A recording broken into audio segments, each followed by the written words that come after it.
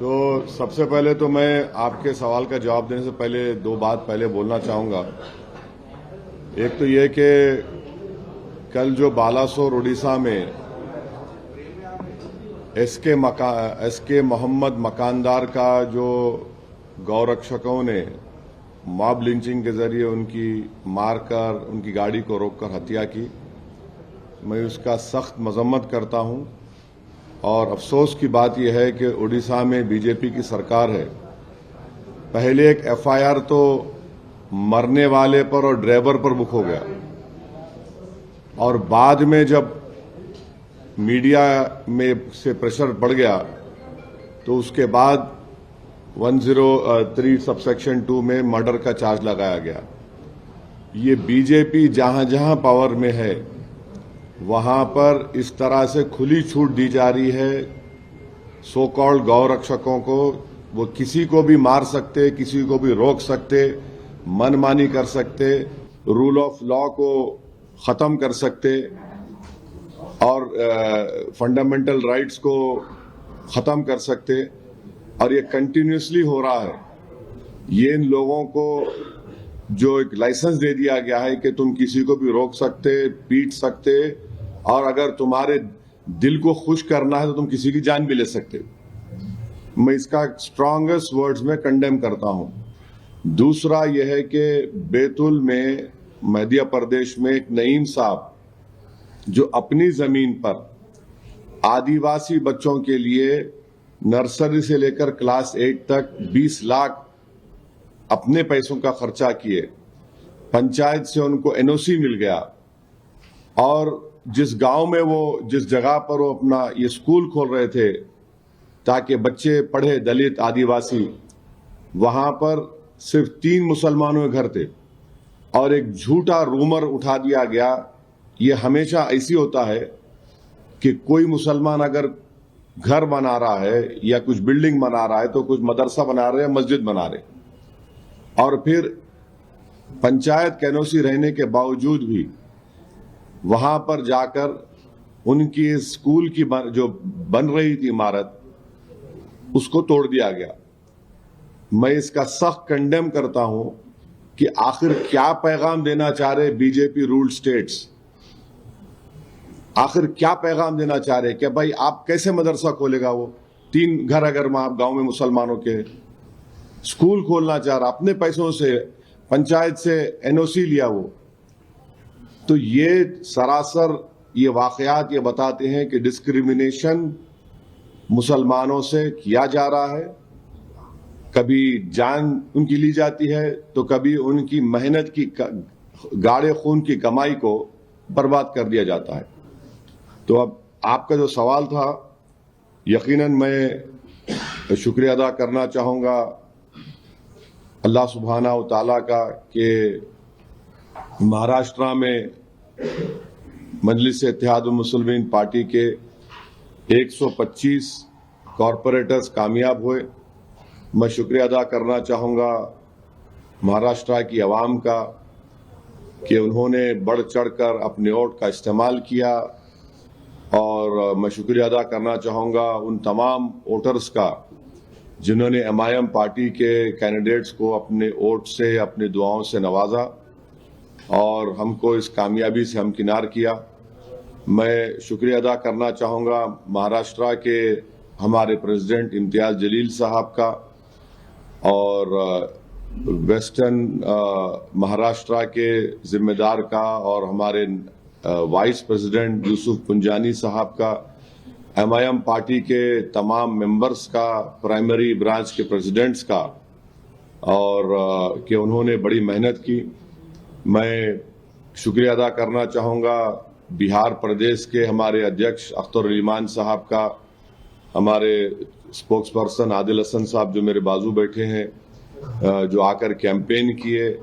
और मैं शुक्रिया अदा करना चाहूँगा तेलंगाना के एमआईएम पार्टी के फ्रोल लीडर अकबरुद्दीन ओवैसी साहब का, अहमद बलाला साहब का, जनाब कौसर मोहिउद्दीन साहब का, मुबीन साहब का, और रहमत साहब एमएलसी का, रियाजुल हसन अफंदी एमएलसी का, और जितने हैदराबाद से एमआईएम पार्टी के कॉरपोरेटर्स, एक्स कॉरपोरेटर्स, मेंबर्स जो गए, और मुंबई में हमारे एक्स एमएलए जनाब वारिस पठान साहब का, शोलापुर के इंचार्ज थे अनवर सादात का, इन तमाम लोगों की मेहनत और जुस्तजू की वजह से अल्हम्दुलिल्लाह एक बहुत अच्छा रिजल्ट आया है। और मैं उम्मीद करता हूं कि जो हमारे कॉरपोरेटर्स कामयाब हुए हैं वो आवाम की उम्मीद पर उतरेंगे, क्योंकि मैंने पहले भी कहा था कि जीतना लगता है बड़ा मुश्किल, मगर जीतने के बाद जो मराहिल सामने आते हैं उसको कामयाबी से अबूर करना, आवाम की उम्मीदों पर उतरना, आवाम को दस्तयाब रहना और अपने बॉडी लैंग्वेज में, अपनी जबान से जो आप मिलनसारी के मुजाहरे आवाम से करते हैं इलेक्शन के इंतखाबी मुहिम के दौरान, उसी को बरकरार रखना बहुत ज़रूरी है। तो मैं सख्ती से तमाम हमारे कॉरपोरेटर्स को ताकीद भी कर रहा हूं कि आप आवाम के दरमियान में रहिए और आपके वार्ड्स में जहां पर आपको कामयाबी मिली वहां पर आप डेवलपमेंट के काम करवाइए। ये कामयाबी में आप देखेंगे कि हमारे कई हिंदू भाई भी कामयाब हुए, शेड्यूल कास्ट दलित भाई बहन भी हमारी पार्टी से मुंतखब हुए। मुंबई में मानकोट शिवाजी नगर में हमारे 6 कॉरपोरेटर्स जीते हैं। वहाँ उस विधानसभा में असेंबली कॉन्स्टिट्यूंसी में 8 थे, 6 जीते, जिसमें दलित विजय सर कामयाब हुए। फिर चीता कैंप में 2 हमारे कामयाब हुए। मुंबई बीएमसी में एमआईएम पार्टी के 8 कॉरपोरेटर्स जीते। एक बहुत बड़ी कामयाबी हमको मिली औरंगाबाद में, जहां पर 33 हमारे कैंडिडेट्स कामयाब हुए हैं। वैसे ही मालेगांव में, नांदेड़ में, नगर में मुझे बड़ी तकलीफ है कि हमारे दोस्त समद खां साहब कामयाब नहीं हुए, मगर मुझे यकीन है कि अहमदनगर की आवाम समद खां के साथ है, हम भी उनके साथ है और साथ रहेंगे।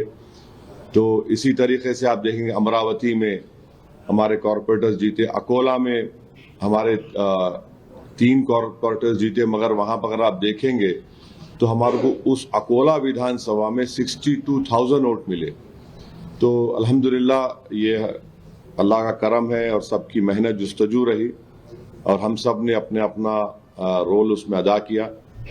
मैं उम्मीद करता हूं कि हम लोग अच्छी तरह से काम करेंगे। और फिर मैं स्ट्रांगली ये बात भी कहना चाहूँगा, जहाँ जहाँ एमआईएम के कॉरपोरेटर्स कामयाब हुए हैं वो पॉलिसी मैटर में कोई डिसीजन ना लें जब तक पार्टी का कोई फैसला नहीं होता। जाहिर है आपसे कंसल्ट किया जाएगा, आपसे बात होगी, चाहे वो कोऑप्शन का मेंबर हो, चाहे वो स्टैंडिंग कमेटी बनाने का, जो भी हो, इस मसले में पार्टी आपसे बात करेगी। उसके बाद जो डिसीजन होगा आप उसको जरूर फॉलो करिए। तो ये मेरे इनिशियल रिमार्क्स थे। अगर आप हमारे दोस्तों को अगर कुछ और मजीद सवालात करना है तो आप बारी बारी से पूछ लीजिए, मैं उसका जवाब देने के लिए तैयार हूँ। सर, जैसा कि नागपुर में आरएसएस का आपके तमाम तरह के आरोप लगते हैं बीजेपी को लेकर, अब वो आरोप जो है सवाल में तब्दील हुआ है, क्या मैच फिक्स था बीजेपी के साथ? अब ऐसा है ना कि जो आरोप लगाते, तो हैदराबाद में कहावत है, गिरे तो गिरे टांग मेरी ऊपर। तो अब मैं उसका तो इलाज मेरे पास नहीं है। आप आरोप लगाइए, मुझे कोई फर्क नहीं पड़ता, मगर आप एक बात उनको समझना चाहिए कि अगर आप इस तरह से अनाप शनाप बक रहे हैं तो आप ना सिर्फ जो जनता निकलकर वोट डालकर हमको कामयाब करी, आप उनको तकलीफ दे रहे हैं। और उनको अगर आप तकलीफ देंगे तो मजीद और नीचे जाएंगे इंशाअल्लाह आप लोग। तो ये तो इलेक्शन था, हर एक को इख्तियार था अपनी पसंद नापसंद का इजहार करने के लिए। अब अगर औरंगाबाद में 33 मेरे जीत गए, मुंबई में हमारे 8 कामयाब हो गए, नांदेड़ में 14, मालेगांव में 21, अमरावती में 12, धुलिया में 10, नगर में 2, अकोला में 3, शोलापुर में 8, नागपुर में 6, चंद्रपुर में 1, मुमरा में 5, गोवंडी में 6, चीता कैंप में 2। तो ये तो आवाम का फैसला है। अल्हम्दुलिल्लाह हमारे पार्टी के जिम्मेदारों ने बड़ी मेहनत की, वहां पर दिन रात एक कर दिया। तो अगर वो लोग इस तरह से ये कहेंगे तो ये तो वहाँ की आवाम की तौहीन कर रहे हैं। और यकीन जानिए कि MIM पार्टी और स्ट्रांग होगी इंशाल्लाह। मुझे थोड़ी इस बात की वो है कि मैं वेस्टर्न महाराष्ट्र में जाके इलेक्शन कैंपेन नहीं कर सका, क्योंकि जब हम बिहार में थे उस वक्त डेट्स का अनाउंस हो गया था। तो थोड़ा वेस्टर्न महाराष्ट्र में अगर फोकस करते तो शायद वहां पर भी हमारे और कॉरपोरेटर्स जीत सकते थे। तो खैर ये अब इनका तो कोई इलाज नहीं है। उनको लगता है कि वही जीते तो ही जमहूरियत की कामयाबी है। तो कोई बात नहीं, आप बोलते रहिए, हम अपना कामयाबी का सफर इंशाल्लाह हमारी इज्तिमाई मेहनत और कुव्वत से तय करते आए और आगे भी तय करते रहेंगे। If this situation arises, will the MIM support the BJP to claim stake for mayor seat or deputy mayor seat or any other parties? Support whom? Any other party to form the elect a mayor? MIM, आपका सवाल, will MIM support whom? BJP or the Shiv Sena alliance, wherever they have got majority in the. There is no question about that. That question does not arise.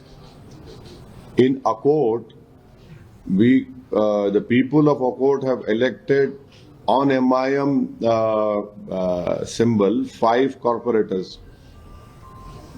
We had sent them a show cause notice and made them file a letter in their Akot municipality that the group in which they have joined in, which include BJP, they should give a letter that we are coming out of it.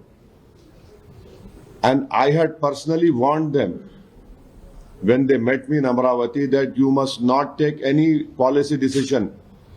And I told them very clearly that alliance or no alliance, party will decide. But keep this in your mind. We cannot go with BJP at all or with NDA.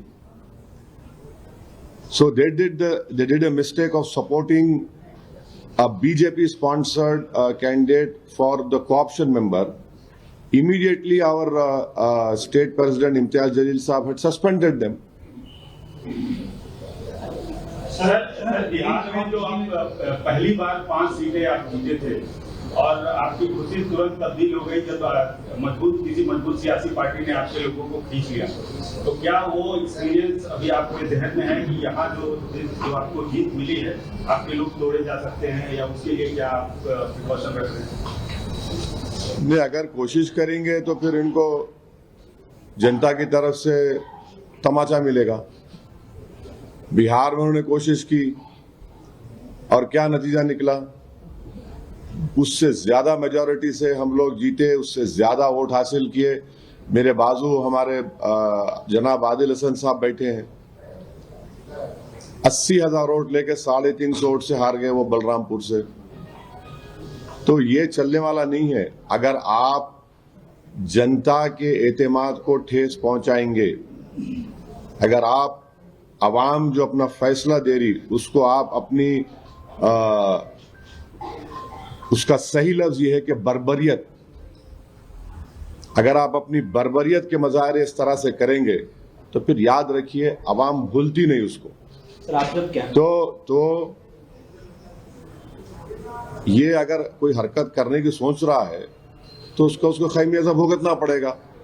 हम तो हर एतबार से कोशिश कर रहे हैं और हमको पूरा यकीन है, भरोसा है हमारे कॉरपोरेटर्स पर कि वो मजलिस इत्तेहादुल मुस्लिमीन के प्लेटफॉर्म से कामयाब हुए हैं। आवाम ने उनको उसी बुनियाद पर वोट देकर कामयाब किया, पतंग के निशान पर। तो हमको यकीन है कि इंशाल्लाह हमारे साथ रहेंगे और हम पूरे जो एहतियाती तदाबीर हम इस्तेमाल कर सकते उसको जरूर हम कोशिश कर रहे हैं। बात कर बीजेपी की जो पूरे स्टेट में और तकरीबन पूरे म्युनिसिपल कॉर्पोरेशन में जीत हुई, आप इसको डेवलपमेंट की जीत समझते या हिंदू मुस्लिम पॉलिटिक्स की जीत समझते बीजेपी? अब हम तो बीजेपी को हराए औरंगाबाद में, ऐसे ऐसे वार्ड से हराए जहां पर लोग बोले थे अरे इन्होंने खाली कैंडिडेट दिए। यही सवाल हम और करे थे, आप कैंडिडेट दिए, डील कर लिए, आप बीजेपी जिताना चाह रहे। वहां पे हमारे दलित कैंडिडेट जीत गए। 2 प्रभाग में औरंगाबाद के यही इल्जाम लगाए इम्तियाज जलील के ऊपर कि फुला उससे उसको खुश करने को, इससे खुश करने को डील कर लिए। यही इल्जाम लगाए धूलिया में, हम तो हराए बीजेपी को वहां पे। तो अब ये वर्डिक्ट कैसा आया, क्यों जीते ये लोग, तो ये तो अब वो पार्टीज को तय करना है जो हमको भी गाली देते। तो आवाम का फैसला है। कैसा है ना कि अंग्रेजी कहावत है, victory has many fathers, defeat has none. तो वो डिफीट क्यों हुई, वो बड़े जय्यद लोगों को बोलना पड़ेगा। मगर जहां तक वोटर लिस्ट थी, वोटर लिस्ट सही थी, वोटर लिस्ट सही थी। अब इससे बढ़ के अगर कोई बाद में कोई निकलता है तो मेरे को नहीं मालूम, क्योंकि हम लोग देख रहे थे, वोटर लिस्ट को चेक कर रहे थे, तो वोटर लिस्ट तो चुनाव में सही थी। कई आरोप लगे हैं सर, वोटर कई लोगों के नाम नहीं आए हैं सामने, और कई लोग जब ईवीएम खराब होने की वजह से कई बूथ्स पर ऑल्टरनेटिव। देखिए, अगर ईवीएम काम नहीं करती है तो ईवीएम अगर 1 घंटा ईवीएम काम नहीं करती है तो इलेक्शन टाइम अगर 6 बजे या 7 बजे खत्म हो रहा है तो जितने लोग उस वक्त रहे उनको वोट डालने का इख्तियार दिया जाता है, या फिर इलेक्शन कमीशन जो टाइम लूज हुआ उसको दे भी देती है।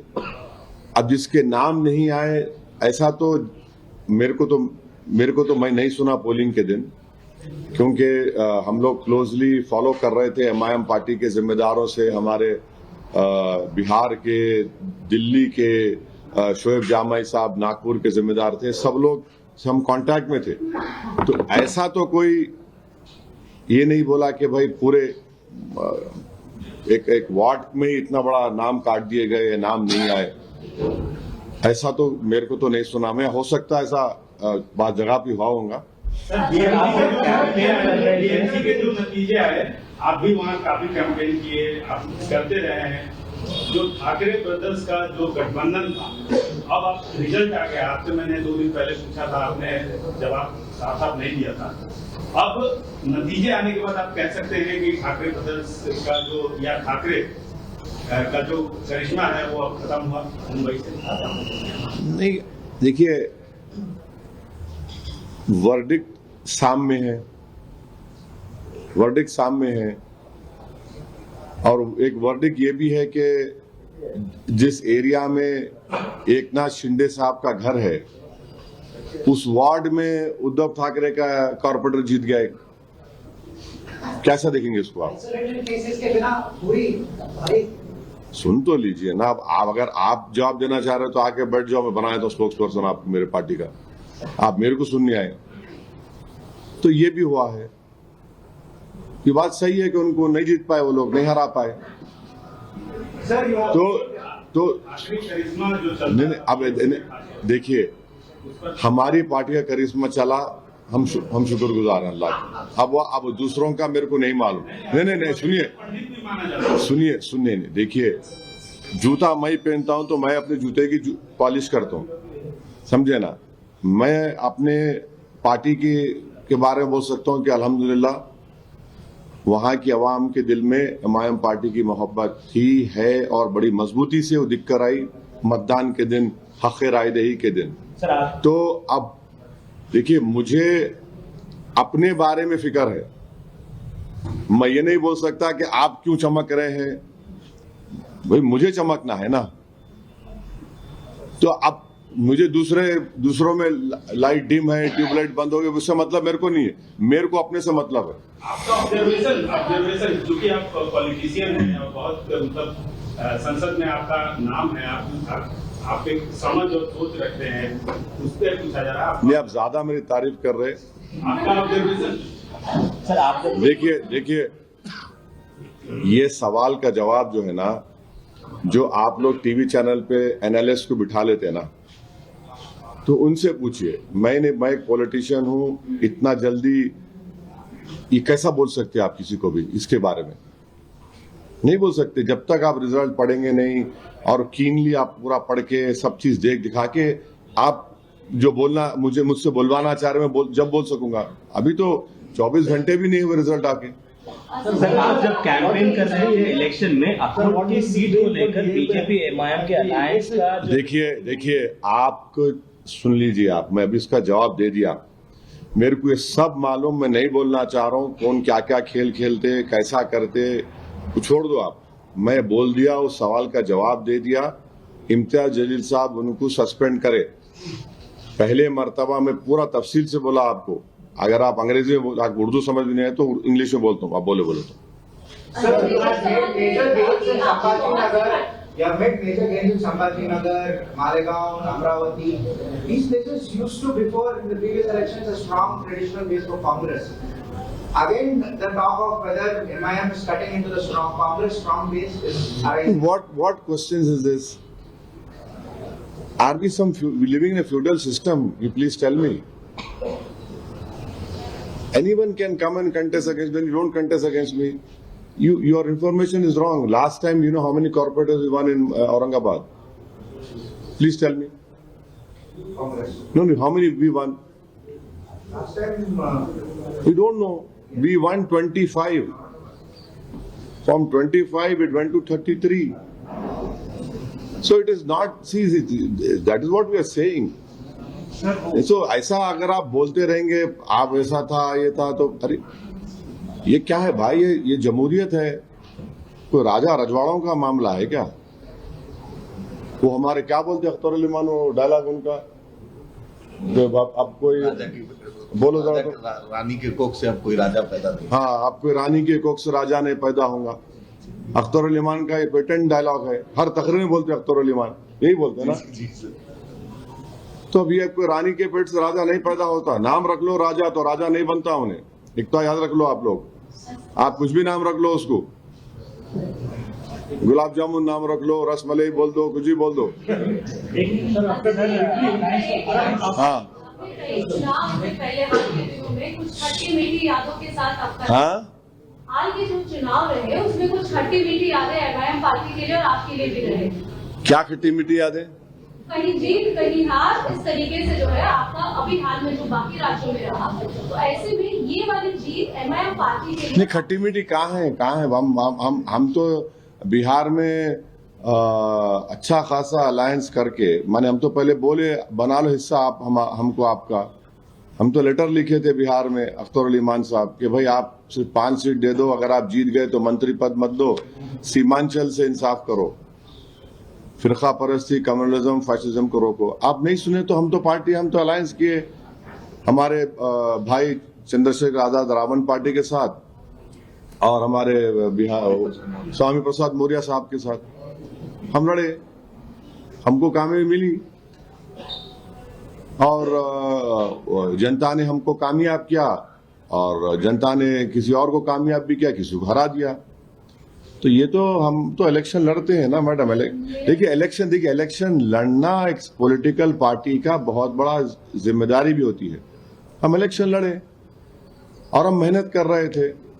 मेरे को अच्छी तरह याद है कि जब बिहार में इम्तियाज जलील साहब थे और कैंपेन में बिहार चुनाव के इलेक्शन इंतखाबात में, तो वो बेचैन हो गए कि असद भाई मेरे को जाने दो। डेट्स आ गए थे ना, जब डेट्स आ गए थे तो दिन रात हम मेहनत किए, कोशिशें किए और एक इज्तिमाई तौर पर एक कलेक्टिव एफर्ट था महाराष्ट्र के जिम्मेदारों का पूरा। वो ठीक है, बाज हमारे पुराने लोगों को टिकट नहीं दे सके, वो लोग नाराज भी थे। मैं जाकर उन जितने लोग मुझसे मिले मैं उनको समझाया और वो मेरी बात को समझे कि भाई आप पार्टी में आ जाओ, काम करो पार्टी का, आपको पार्टी का काम करो। आप म्युनिसिपल कॉर्पोरेटर ने तो पार्टी तो है ना। तो जो लोग जिनमें इखलास था, जिनमें पार्टी से मोहब्बत थी, वो में आए, मुझसे मिले और बहुत मेहनत किए। चाहे वो शेख अहमद हो, नासिर सिद्दीकी हो, हमारे असद चाउश हो, फैजान रिजवी हो, ऐसे बहुत से लोग हैं। अब जो नहीं सुनना चाह रहे थे उनकी मर्जी है, वो इलेक्शन लड़े, नतीजा सामने आ गया।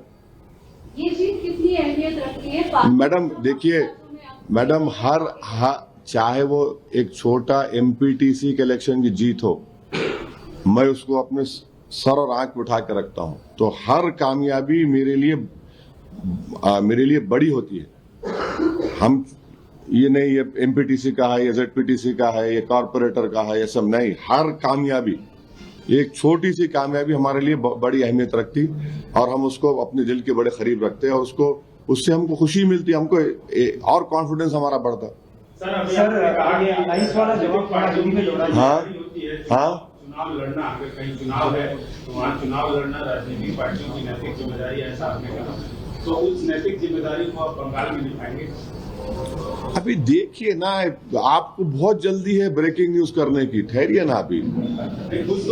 अरे जब आएगा वक्त बताएंगे ना। अभी तो आज तो महाराष्ट्र की कामयाबी के बारे में आपको हम तकलीफ दी है, आप लोग आए, बहुत बहुत शुक्रिया। आप तो एक अहम काम छोड़ के आए, तो आपका बहुत बहुत शुक्रिया। सही टाइम पे बताएंगे आपको। क्या बोले आप? सर, आरएसएस का गढ़ है। हाँ? नागपुर में आरएसएस का गढ़ है, वहाँ पर मंजी जो है ना 7 सीटों पे काम। नागपुर में आरएसएस का हेडक्वार्टर है, तो उससे क्या करने का है?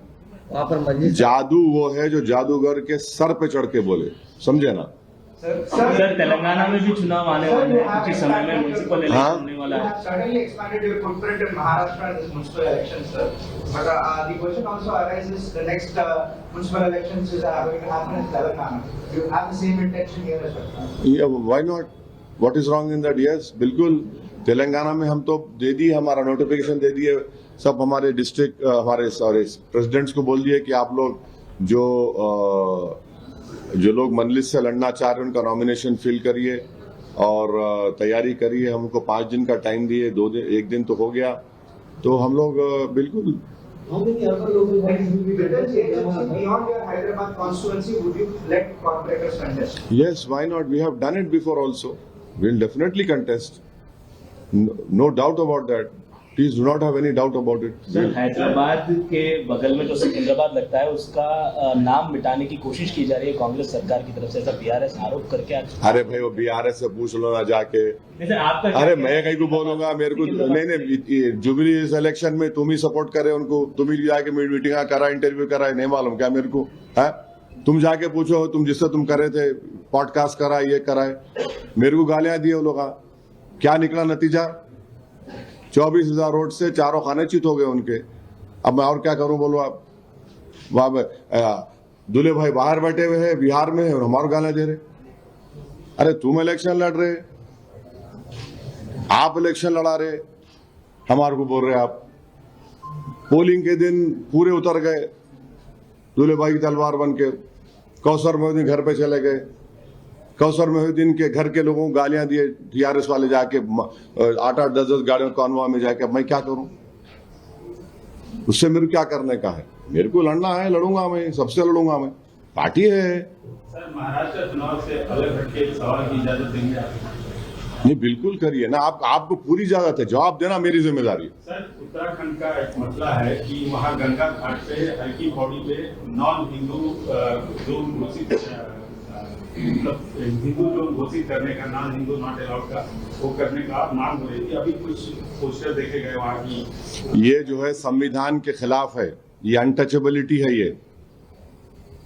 ये संविधान के खिलाफ है, ये राइट टू इक्वालिटी के खिलाफ है। आप इस तरह अगर कानून मानते रहेंगे तो फिर क्या हो जाएगा फिर? भाई देखिए, जो धर्म के रिचुअल्स हैं वो जाहिर है वो उसी धर्म के जिम्मेदार पंडित लोग करेंगे, जो भी रिस्पॉन्सिबल करेंगे। मगर आप बोलेंगे उस इलाके में ही नहीं आना, बोले तो कैसा होगा भाई? किस बुनियाद पे करेंगे आप? टीटीडी में आपको लिखना पड़ता है कि आप हिंदू धर्म को फॉलो करते, वो शुरू से चले आ रहा है। तो ये कहां ले जाके छोड़ेंगे देश को फिर आप? ये तो उनको देखना चाहिए जो ऐसा इस तरह की बात कर रहे हैं। और गैर जरूरी कि आप, अरे भाई नौकरी क्यों नहीं देते? नौजवान बच्चों को नौकरी दो ना, नौकरी नहीं देते। आप ही के उत्तराखंड में एंजल चीमा को मार दिया गया, उसको चिंकी विंकी झूठे गलत बातें बोलकर, जो बच्चा एमबीए कर रहा था, जिसका बाप बीएसएफ में सिपाही है, जो हमारी सरहद की हिफाजत कर रहा है, उसको आप माने उसको जस्टिफाई कर रहे मार के। फिर आप, वो नफरत है फिर वो, क्योंकि वो आपकी तरह नहीं दिखता। ये जितने जो लोग जो फिरका परस्त इस तरह की बात करते हैं, उनको लगता है कि सब लोग हमारी तरह रहना। अबे तुम हो कौन? हम सब तो एक ही उसमें पैदा हुए ना। तुमने एंजल चीमा को मार दिया, उसमें कुछ नहीं बोलते, अभी सब भूल गए लोग।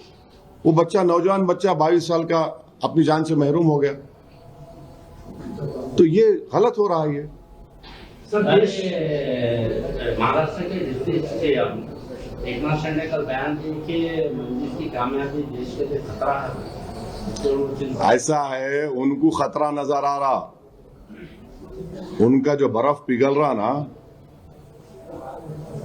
वो आइस फ्रूट का गोले का किस्सा मालूम ना आपको, वो हो गया वो, तो बर्फ पिघल रहा उनका, तो उनको कुछ नहीं दिखा, तो हमारे को बोल रहे। औरंगाबाद में उन सभा में थे, एक पतंग आ गई, पतंग कटी कटी कटी बोले। अब किससे कट गई औरंगाबाद में? उन्होंने बोले कटी कटी कटी, जलील कटी जलील कटी। अब हो गया, पूरा कट गए। उन्होंने एक नाथ शिंदे साहब को हम बोल रहे कि आपकी बर्फ पिघल रही, आप जिसके साथ है ना, उन्हें पूरा बर्फ पिघला रहे आपकी। स्लोली स्लोली आप जा रहे आप। सर, देश में 12 महीने तक चुनाव के बाद चुनाव। हाँ हाँ, तेलंगाना में नहीं, अभी तो सब कुछ भी नहीं है ना, कुछ भी नहीं है अभी तो। अब तो मतलब सभी जगह से, सभी कैंडिडेट से हाँ, लड़ेंगे जब हालात सिचुएशन देख के उस वक्त क्या होता। अभी तो बोलना, अभी तो नहीं है कुछ। बंगाल के लिए नहीं बोल रहे सर। अरे तुमको बंगाल ऐसा है यार कि मिष्टी डोई तुम खिलाना चाह रहे क्या? मेरे को ऐसे दिख रहा है, मेरे को ठहरो जरा। हाँ लड़ेंगे, अरे बंगाल का बताएंगे आपको, बताएंगे जल्दी क्या है उसमें। सर, देश में चुनाव के बाद चुनाव होते रहते हैं, 12 महीने आप चुनाव में बिजी होते हैं, आप प्रधानमंत्री हो। तो अब देश का माहौल ऐसा हो गया कि हिंदू और मुस्लिम, यानी कि रोज अखबार उठाकर देखो, एक बात तो इस अनिश्चित देश को कहां तक सुरक्षित रखने की कोशिश? एक बात सुनिए, आप चुनाव के खिलाफ है? बिल्कुल नहीं है सर, लेकिन ऐसा एक ठहर देखो, चुनाव तो होंगे ना। आप ऐसा दिख रहा है, आप डिक्टेटरशिप की जहनियत के हामिल है आप। चुनाव तो होंगे ना भाई, नहीं दो जनता की तरफ से नहीं। आप एक बात सुनिए, आप एक बड़े सहाफी हैं, काबिल हैं आप, माशाल्लाह से आपको अल्लाह ने बहुत अच्छा जहन दिया है। अगर आखिरी चुनाव कब हुए थे भाई महाराष्ट्र में म्युनिसिपल कॉर्पोरेशन के? कब हुए? खत्म कब? आप उनका 2017 में उसका टेन्योर खत्म हो गया। 9 साल के बाद इलेक्शन होना ना, नहीं होना, नहीं हुआ तो बोलते, हम खुद बोलते देखो आईएएस ऑफिसर चला रहा। पंचायत के इलेक्शन होना नहीं होना ना। उससे ये चुनाव से पहले छोटे म्युनिसिपैलिटी के चुनाव हुए। अब आप एक दिन बोलेंगे अरे होना ही नहीं चुनाव, माने आप तो मोदी जी की जमाने बोल रहे कि 1 नेशन 1 इलेक्शन कर दो। अरे ऐसा कैसा होगा? अरे भाई आप समझो, आप जो तीर मेरे पे मारने की कोशिश कर रहे हैं ना, ऐसा दिख रहा है कि वो तीर मोदी जी दिया आपको, मारो बोल के अब दूसरा साल 1 नेशन 1 इलेक्शन कर दो, 5 साल में कोई चुनाव नहीं होना। अरे क्यों नहीं होना? अरे सुनिए एक बात, इलेक्शन होगा तो जो हुक्मरान रहता उन्हें टोस पे रहता आपने, अरे इलेक्शन आ रहा कुछ करो। लाड़की बहना में पैसे नहीं आ रहे थे, वो जो औरतों, अब दिए ना, इलेक्शन है बोल के दिए ना, अब बाद में भूल जाते होंगे, भूलते। इलेक्शन से रूलिंग पार्टी के लोग फिक्रमंद रहते। तो आप जो थॉट प्रोसेस, माफी चाहता हूं, आप बड़ी इज्जत से बोल रहा हूं, आपका थॉट प्रोसेस लेकर आके 1 नेशन 1 इलेक्शन चाह रहे आप, वो नहीं हो सकता। वो इलेक्शन विश्व गुरु बनते हैं सर, तो उनका ख्याल अब उन्होंने बनते होंगे तो आपको चाहिए कि उनसे पूछना आप, मगर उन्हें प्रेस कॉन्फ्रेंस ही नहीं करते तो वो परेशानी है ना। आप जरूर पूछिए उनसे, मैं भी तायद करता हूँ, पूछो आप कि ये क्यों हो रहा है, ये क्या हो रहा। मगर चुनाव तो होंगे ना भाई, इलेक्शन नहीं होना बोल तो क्या मतलब? अब आप मेरे को ऊपर हर चुनाव में जाएंगे, मैं क्या करूं? एक बात सुनिए, चुनाव नहीं रहता, मैं मेरे हेडक्वार्टर में आके बैठे रहता हूं यहाँ पे 11 बजे से लेके 3 बजे तक। फिर एरिया में जाता हूँ, लोग लाके शादी का रुखा देते, बाद वक्त 12-12, 13-13 शादी रहते। और माशाल्लाह से हैदराबाद में क्या है, दूल्हे मियाँ जो है 10:30 बजे आते। मेरे को अभी सोचता हूँ मैं कि इन्हें 10:30 बजे आए तो घर को जाके दुल्हन का चेहरा कब देखता हूँ इन्हें। आप बिलीव नहीं करेंगे, मेरे को बाज वक्त तो जो अहम लोग रहते 11:30 बजे बुलाते। अरे मैं पूछता हूँ यहाँ 11:30 बजे रात को क्या है बाबा, तुम घर कब जाएंगे? अरे चले आते। तो ये काम करना पड़ता, काम कर रहे हमारी पार्टी के तमाम लोग, जिम्मेदार लोग काम कर रहे, मेहनत कर रहे। इलेक्शन देखे, मैं क्या एनजीओ हूँ, एक पेपर पढ़ के ओ ऐसा हुआ था, मैं पॉलिटिकल पार्टी का है, हम जिम्मेदार हैं। अब उन्हें बिहार से क्यों आए बिहार से? उनको बुलाए, आदिल को कोर्ट में केस आ रहे थे, दिल्ली में थे, मेरा तुम निकल के आओ। आए उन्होंने, पिछले 15 दिन से महाराष्ट्र में फिर रहे। तो पार्टी का काम है, हम लोग पॉलिटिकल पार्टी के मेंबर है, हमारा ओढ़ना बिछोना पार्टी के लिए काम करना है। अब पार्टी का काम इलेक्शन में भी होता है, इलेक्शन नहीं रहा तो जनता का काम में मसरूफ रहते। सर, आपकी कंस्टिट्यूंसी में 2 दिन पहले कुछ गड़बड़ हुआ, का मामला था, क्या हालात है? अभी तो हालात पुरअमन है, मगर कांग्रेस गवर्नमेंट को ये देखना है और पुलिस के जो बड़े बड़े जिम्मेदार है उनको देखना है कि हैदराबाद में रात में गड़बड़ क्यों हो रही। पिछले आप 3-4 साल के इंस्टेंसेस और इंसिडेंट्स निकाल के देख लो, ये रात में क्यों हो रहा भैया? ये इस पे फॉलो अप करना। और भाई साहब आप बात नहीं करना, हटिए वहां से, बात कर रहे हैं, आप बात करेगा, हटिए, आप कहीं बैठे रहे हो, हटिए उधर से। तो ये इंसिडेंट्स क्यों हो रहे?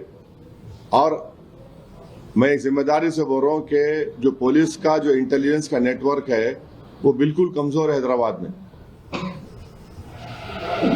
इनको मालूम ही नहीं हो रहा क्या हो रहा। और चौथी बात यह है कि इनके जो सो कॉल्ड पीस कमेटी के मेंबर हैं वो बेचारे तो खाली उर्दू की शेर शायरी में बल्कि फुलकार पहना के बढ़ जाते खामोश, वो खाली तस्वीर कराना वही चल रहा। तो ये इस पर गौर करना जरूरी है। ये कम्युनल फोर्सेस को मौका नहीं देना चाहिए। और सबसे अहम बात यह है कि हैदराबाद एक ब्रांड है, सिर्फ तेलंगाना के लिए, पूरे देश के लिए, और एक इकोनॉमिक हब बनते जा रहा है। अब ये सरकार फ्यूचर सिटी को प्रमोट कर रही, ये इंसिडेंट्स क्यों होना? फिर नहीं होना चाहिए। तो इनको सोचना चाहिए, गहराई से डीपली सोचना चाहिए।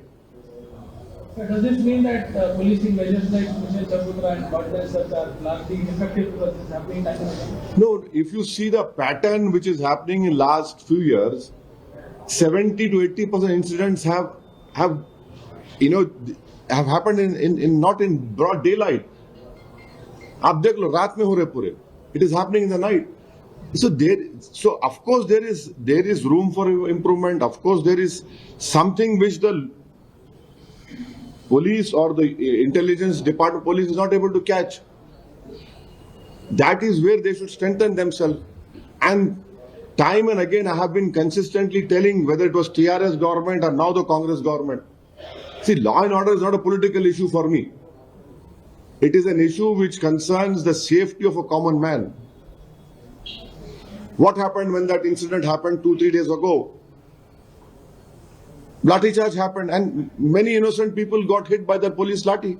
People who were going into marriage. They don't know, they were crossing that road. So there has to be some system must be created or strengthened so that these incidents do not erupt. And the best policing is that you should prevent such sort of incidents. It's not like looking for a needle in a haystack. But these are all areas which you know for a fact historically, that area had suffered a lot. And it really hurts me that I have worked with the Pardi community and continue to work with them.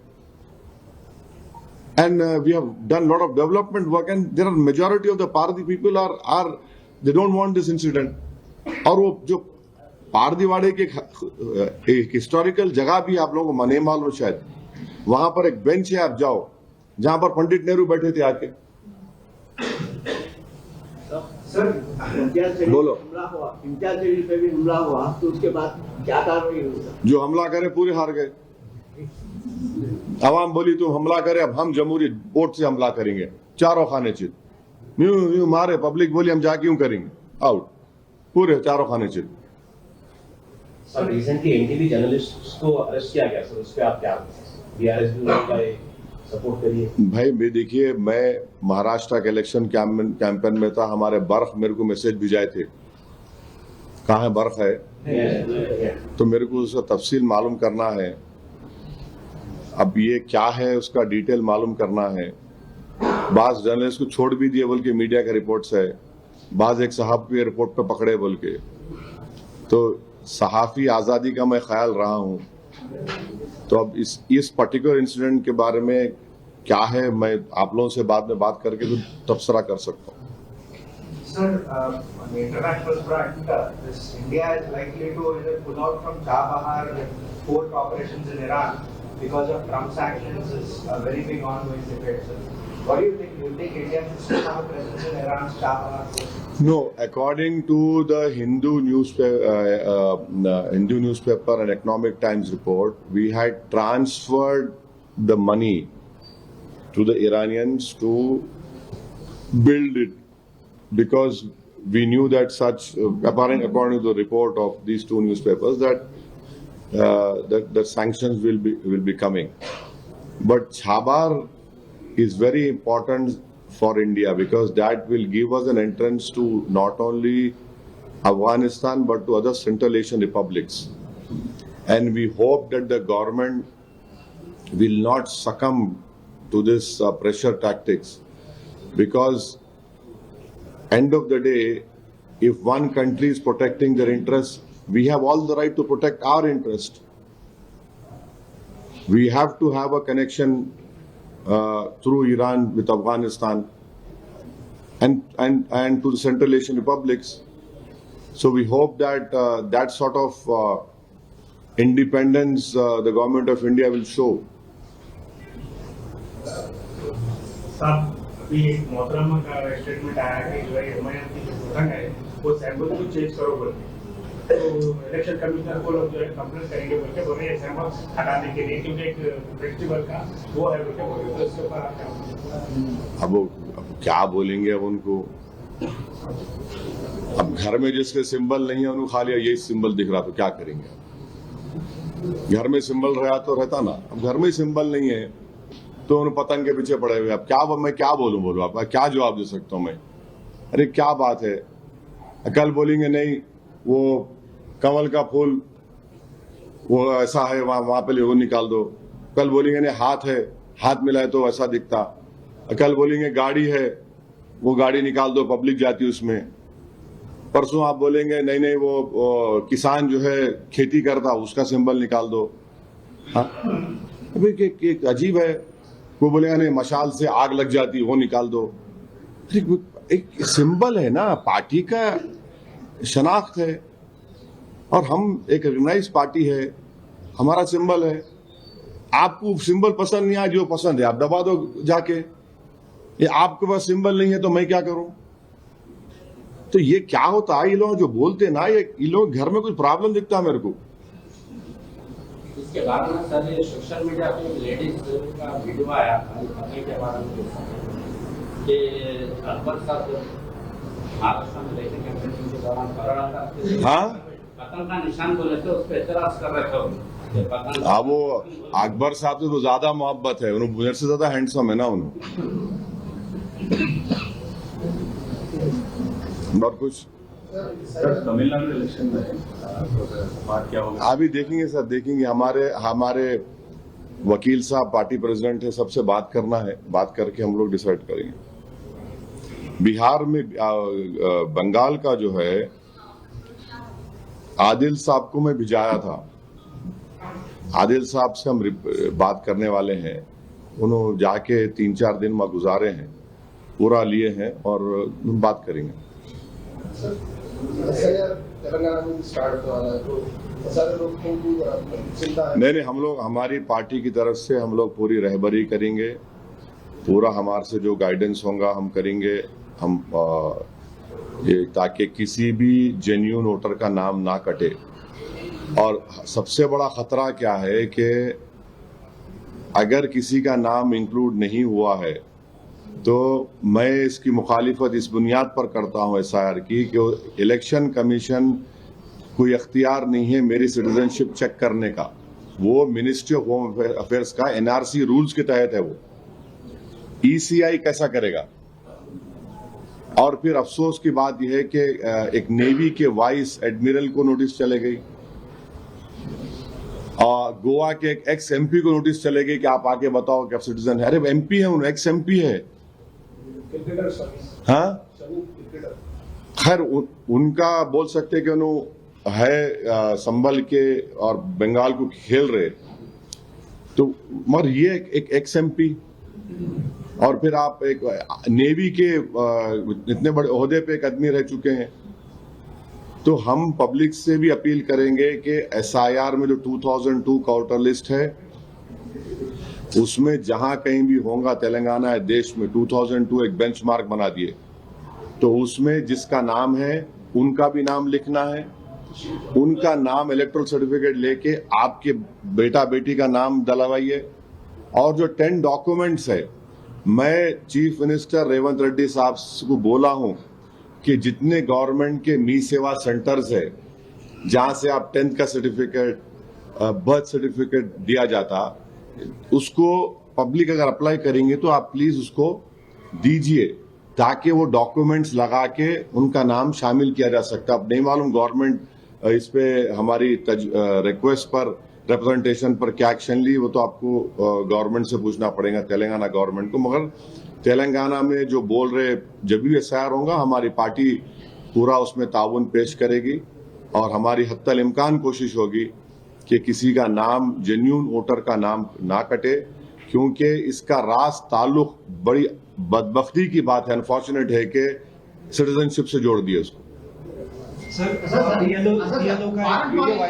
हाँ, foreign policy में पहले Aleen system था। क्या था? अलीन बोले तो किसी से भी न्यूट्रल था, नॉन अलाइन थे। हाँ। अभी कैसा है अपना पॉलिसी, कैसा होना चाहिए रिसेंट पॉलिटिकल डेवलपमेंट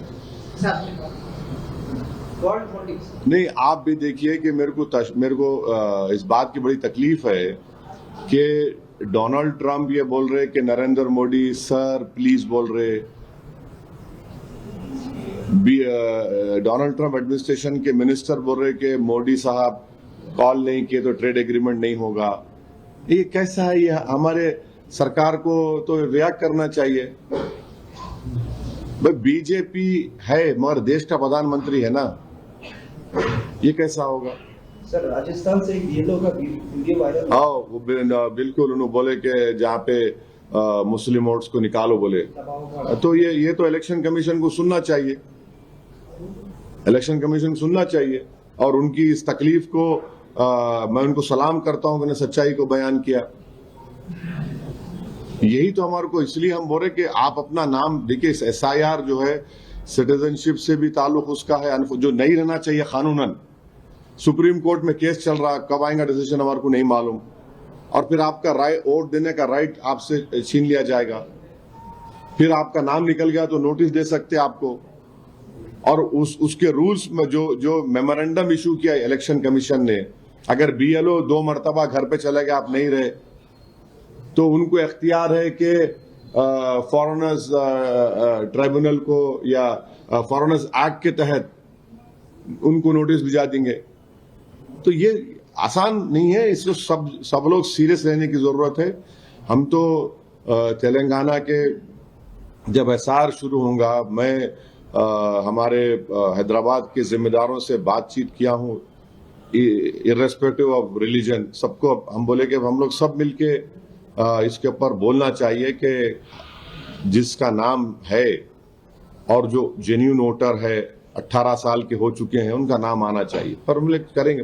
सर एक अनऑथराइज्ड पर्सन जो है हिंदुस्तान में पूरे घर घर जा रहे हैं, कार्ड्स चेक कर रहे हैं, जिनको कोई अथॉरिटी नहीं है, नहीं, और नहीं। वो लोग बांग्लादेशी घोषित कर रहे हैं। नहीं, अनऑथराइज है तो उनको आप बात ही नहीं करें, एंटरटेन ही नहीं करना उनको, उनसे बात ही नहीं करना, बात ही नहीं करना। और ये बांग्लादेशी बोलना, देखिए एक बात सुनिए, जो बीजेपी नहीं समझ रही है, अगर आप इसी तरह से बोलते रहेंगे तो बांग्लादेश में जो एक रेवोल्यूशन आया वहां पे, वो जनता का रेवोल्यूशन है। और बांग्लादेश स्टेबल होगा तो भारत के लिए बहुत जरूरी है स्टेबल बांग्लादेश, नॉर्थ ईस्ट के लिए। हम इस तरह से आप बांग्लादेशी बोलेंगे तो पड़ोसी है वो, वहां पर पाकिस्तान, वहां के ISI, चाइनीज और ऐसी ताकतें जो भारत से नफरत करते वहां पर पहुंच चुके हैं। तो हमको इस बात सोचना है, भाई देश के हित में बात करो तुम लोग। देश के हित में यह है कि बांग्लादेश स्टेबल हो,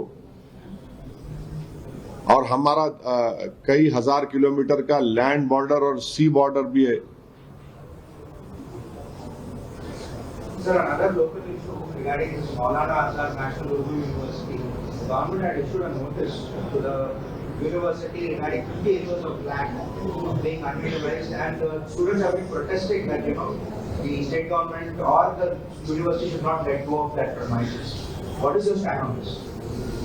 Well, some Tom, Dick and Harry went and started criticizing me. Why should I react now? Those highly qualified people standing beside some highly qualified politicians who lost elections, every time they have to talk about my party. Why? Do they even know that how Manu was formed?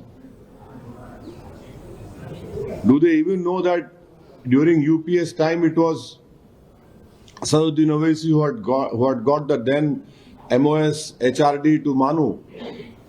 Do they even know that it was Asaduddin Owaisi had opened the first Manu school in Farooq Nagar? From class 1 to 10 CBSE course is being taught. Do they even know that 8 crores building was constructed on a police land with the permission of YS Rajshekar Reddy's government? And when YSR came over there to inaugurate that school building in Farooq Nagar, which I don't know, you have not gone over there. Sometime you must go and see the good work we have done. Rajshekar Reddy, he came in a bus. He said, "This is the building you want me to inaugurate?" I said, "Yes, sir." He said, "I will not inaugurate." I was shocked. I said, "Why are you saying this?" He said, "No, why? How can you get only one school? What about the whole of Andhra Pradesh?" In front of me, YS Rajshekar Reddy spoke to, I think so, the HRD minister was Kapil Sibal, and one principal secretary of HRD who later on went to become the chief secretary of Chhattisgarh. Rajshekar Reddy spoke on on a cell phone to these two ministers and saying that I want more such schools. If the Manu University is trying to give it to private people to develop that area, we also condemn that. And we don't want that if that land is given to Manu, it should remain with Manu. But to make such baseless allegations against MIM, this is a cowardly act. You want to fight me politically, come out and fight me politically. And don't tell me what about Manu. I know more about Manu. There is a standing committee report when I was a member of Ministry of Social Justice and Ministry of Minority Affairs. You should see my contribution in those reports, what I have talked about Manu and everything, or what we have spoken in the parliament. Recently, in the last parliament session, I had talked about Urdu language and I had said, please strengthen Manu. And I'm warning the Manu administrators, you should not finish Urdu to promote English language over there. That university was formed for the Urdu language. It was Urdu University under an act. I hope they don't do that.